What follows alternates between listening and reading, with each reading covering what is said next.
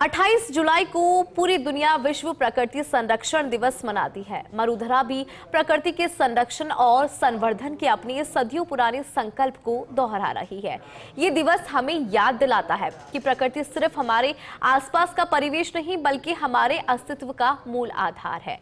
राजस्थान अपनी विविध भौगोलिक और पारिस्थितिकीय विशेषताओं के साथ प्रकृति के हर पहलू को सहेजने के लिए प्रतिबद्ध है, चाहे वो उसका मरुस्थलीय गौरव हो, अरावली की प्राचीन श्रृंखलाएं हो या फिर कुछ और। पेश है ये खास रिपोर्ट। वन्य जीव और वनस्पति राजस्थान की जैव विविधता का एक अनूठा संगम है।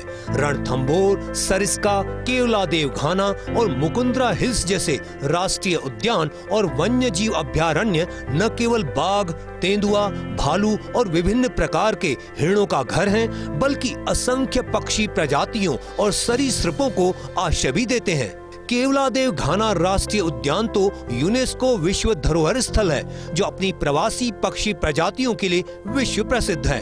राज्य सरकार और विभिन्न गैर सरकारी संगठन इन क्षेत्रों में वन्य जीवों के संरक्षण के लिए लगातार प्रयासरत हैं। अवैध शिकार को रोकने, वन्य जीव गलियारों को सुरक्षित रखने और मानवीय वन्य जीव संघर्ष को कम करने के लिए कई पहल की गई हैं। वनस्पति के स्तर पर राजस्थान में खेजड़ी, रोहिड़ा जैसे मरुस्थलीय वृक्षों से लेकर अरावली की पहाड़ियों में पाए जाने वाले घने जंगलों तक पौधों की एक विस्तृत श्रृंखला मौजूद है। इन पौधों का संरक्षण न केवल पारिस्थितिकी संतुलन के लिए महत्वपूर्ण है, बल्कि स्थानीय समुदायों की आजीविका से भी जुड़ा है। जल संरक्षण, बूंद बूंद का महत्व। राजस्थान में जल हमेशा से एक बहुमूल्य संसाधन रहा है। यहाँ की पारंपरिक जल संरक्षण विधियां जैसे टांके, कुई, बावड़ियां और जोहड़ आज भी प्रासंगिक हैं। राज्य सरकार जल स्वावलंबन अभियान जैसी योजनाओं के माध्यम से जल संरक्षण को सर्वोच्च प्राथमिकता दे रही है।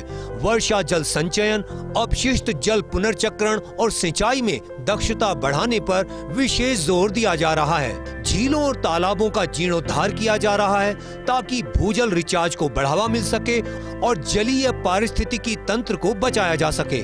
मरुस्थल का प्रबंधन और मृदा संरक्षण।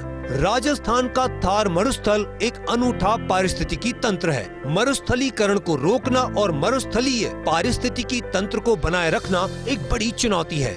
इसके लिए वृक्षारोपण कार्यक्रम, रेत के टीलों को स्थिर करने के उपाय और मरुस्थलीय घास के मैदानों का संरक्षण महत्वपूर्ण है। मृदा अपरदन को रोकने के लिए समोच्च जुताई, फसल चक्र और जैविक खेती जैसी विधियों को बढ़ावा दिया जा रहा है, जिससे भूमि की उर्वरता बनी रहे। प्रदूषण नियंत्रण और नवीकरणीय ऊर्जा। वायु और जल प्रदूषण आज प्रकृति के लिए गंभीर खतरा है।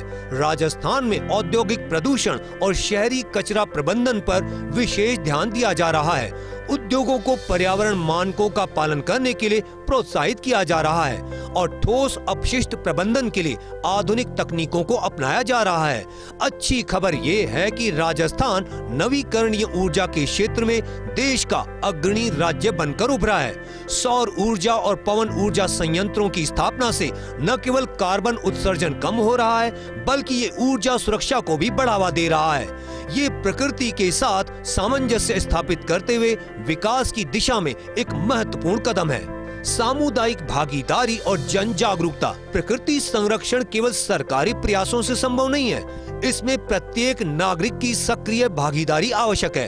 राजस्थान में सदियों से प्रकृति के प्रति सम्मान की परंपरा रही है, जहां पेड़ पौधों और वन्य जीवों को पूजनीय माना जाता है। बिश्नोई समुदाय का प्रकृति संरक्षण के प्रति समर्पण इसका एक उत्कृष्ट उदाहरण है।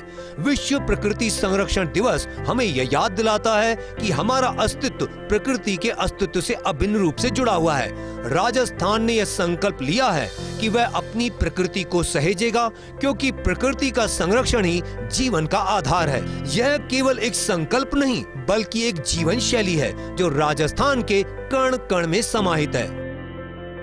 प्रकृति को माँ की संज्ञा दी गई है और माँ के आंचल से महफूज दुनिया में कुछ भी नहीं है। आज विश्व प्रकृति संरक्षण दिवस है। ऐसे में आइए हम सब संकल्प लें कि प्रकृति माँ के संरक्षण की दिशा में हम तमाम वो काम करेंगे जिससे न केवल पर्यावरण और प्रकृति संरक्षित हो, सुरक्षित हो, बल्कि हम स्वयं को भी सुरक्षित कर सकें। कैमरा पर्सन नरेंद्र शर्मा के साथ Nirmal Tiwari, first India news, Jaipur.